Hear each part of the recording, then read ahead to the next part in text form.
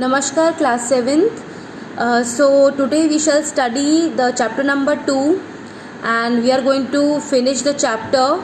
Okay, so we had done with the nutrition in multicellular organisms. So first we studied about Hydra, then we are studying the human digestive system.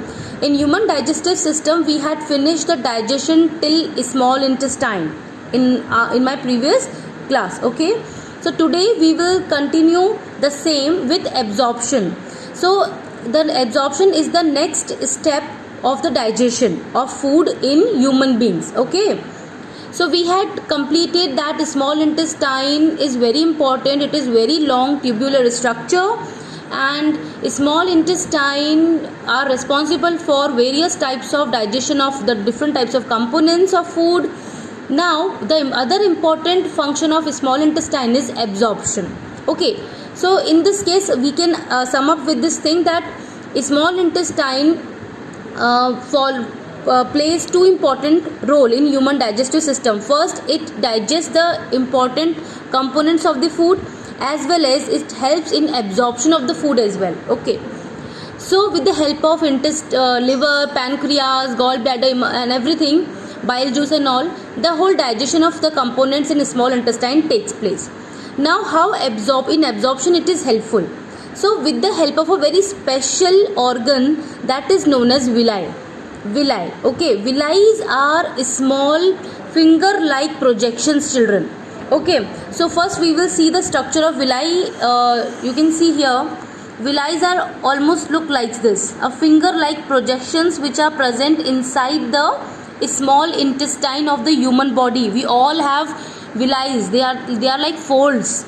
Okay, so what is the importance then? Why it is present in a fold like finger like structure, children? Because it increase the surface area. Why? What is the importance of increasing surface area, children? See, when the surface area is more, the absorption of the nutrient increases, right? So it increase the area. So it is all present inside the small intestine of human body. Okay, now we can switch the diagram, another diagram of the villi. You can see here this is the cross section area of the villi. Okay, these are known as villi. This is first villi, this is second villi, this is third, fourth. There are numerous villi present inside the small intestine. So children, you can see the outer layer here. This outer layer is known as epithelial cell. It is made up of epithelial cell. Internal organs are made up of epithelial cells. Okay, now inside the space of this villi, the middle part is known as lacteal, and there is a blood network which is known as capillary. Capillary is the smallest blood network. Okay, artery and veins are thicker blood capillaries, whereas they become fine structure that is known as capillary. Okay, and beneath these villi there is a different bigger blood vessels are present. We can call them as a vein or artery.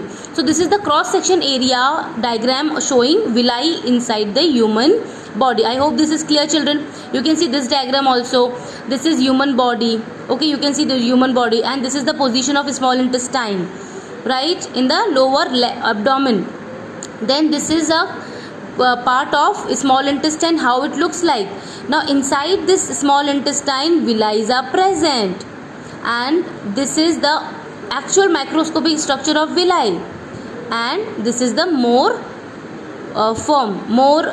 microvilli, showing the microvilli. Okay, I hope through these diagrams the villi structure is clear, and it is important also to learn, children. Okay, and in your textbook it is given like this. Fine. So we can read this, that after digestion the molecule of food becomes so small, so they can pass through the walls of the small intestine. The food becomes so simple, in a simple form, that it is able to now goes into our bloodstream. Now the small intestine, the main region is known as absorption, which is done by small finger like projection called villi. In singular term we call them as villus. Okay, each villus contains network of fine blood capillaries, because ultimately the food is going to be used or absorbed in blood vessels.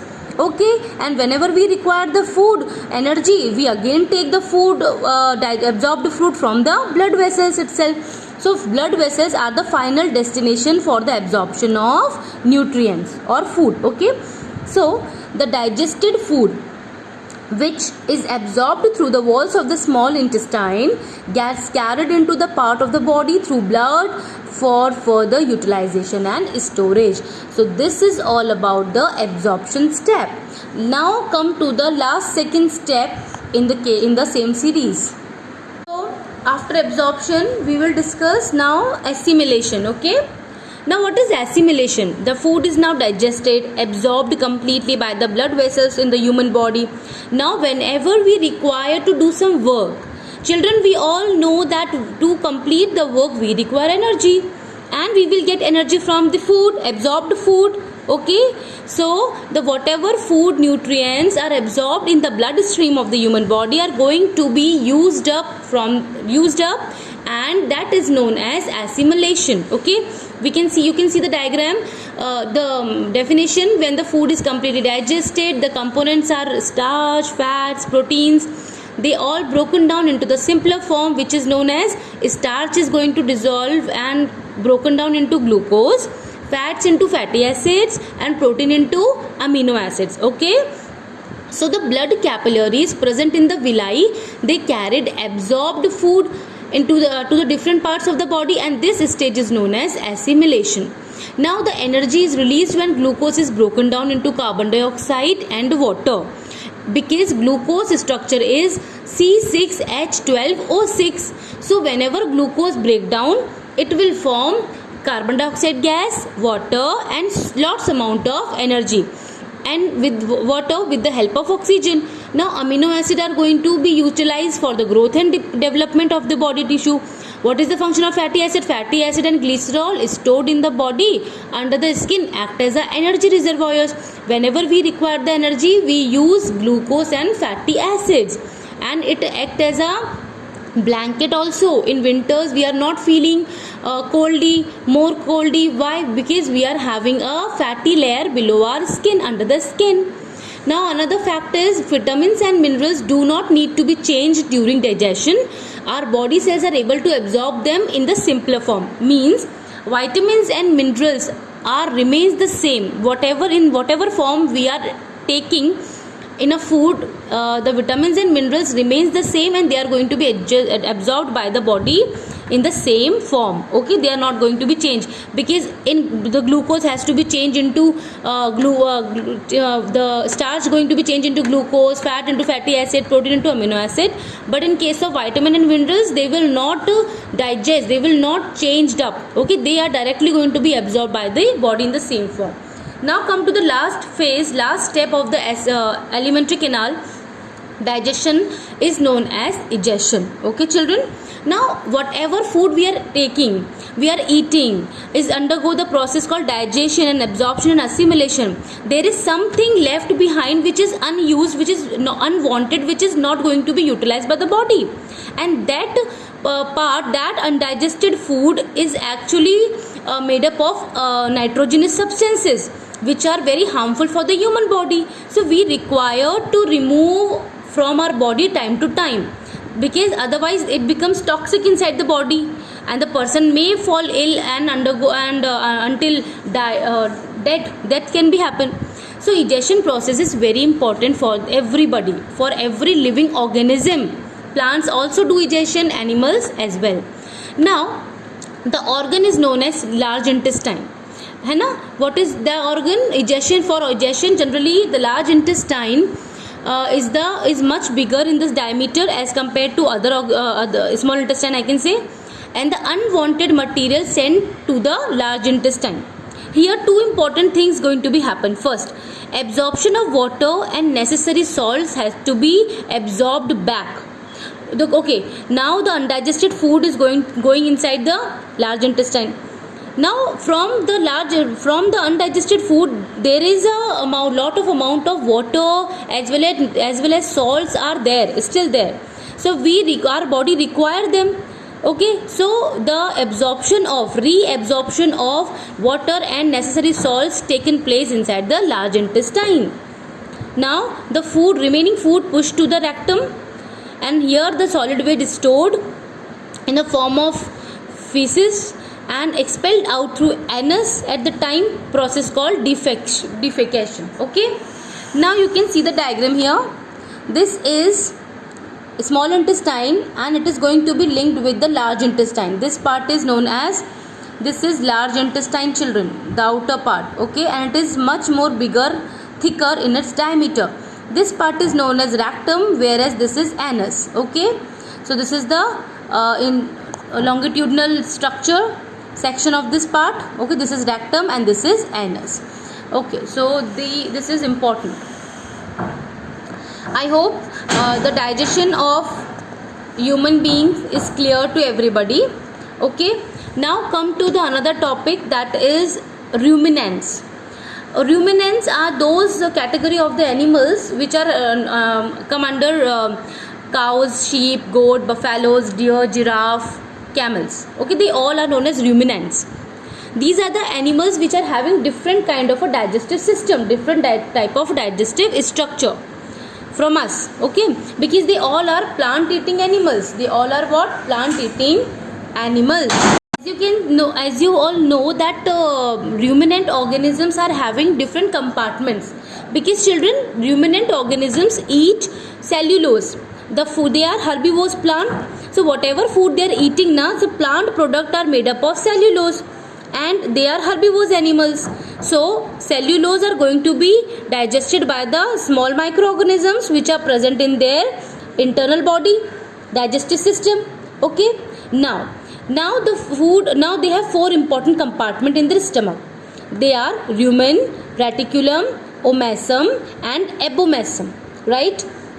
Now rumen is the largest section and the main digestive system. Now you can see the diagram here. Cow is given and the cow is eating a grass. Grass is rich in cellulose.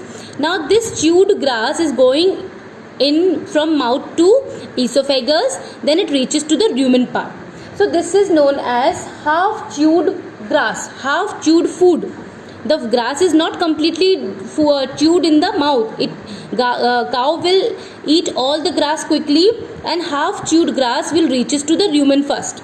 Then after some time for the re-chewing and re-swallowing, the half chewed grass or food will re-enter in the mouth, and the cow will or the ruminant animal will chew it again completely and then convert it from the complex to the simplest form, and then that chewed food, which is known as cud, it will reaches to the reticulum part. Now there the digestion takes place. In the reticulum the water is going to be reabsorbed. Then the next step is in the omasum. In this chamber the food will reach, and after then in abomasum the food will reach finally. Okay, you can see the here also that the explanation is given.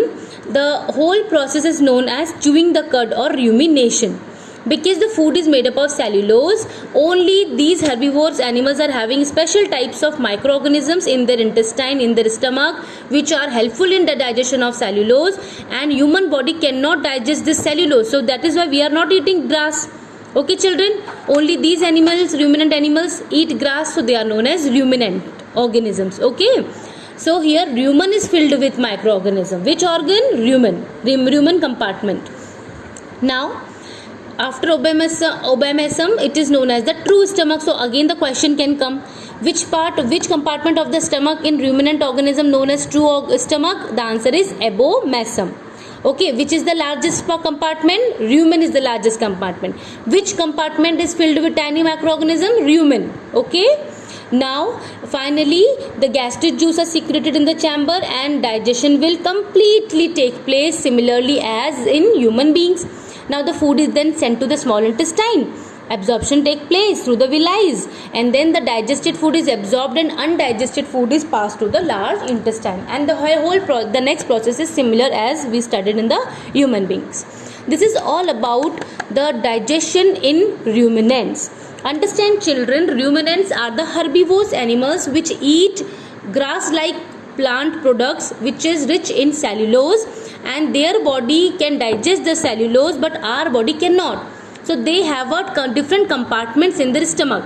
We have, human body have only one stomach, okay na, so for the digestion of the food. But in case of ruminant organisms, they have 4 important chambers, and hence the food passes from one chamber to another chamber and whole digestion will takes place.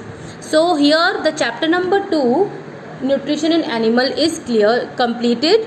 I hope this is very much clear to everybody.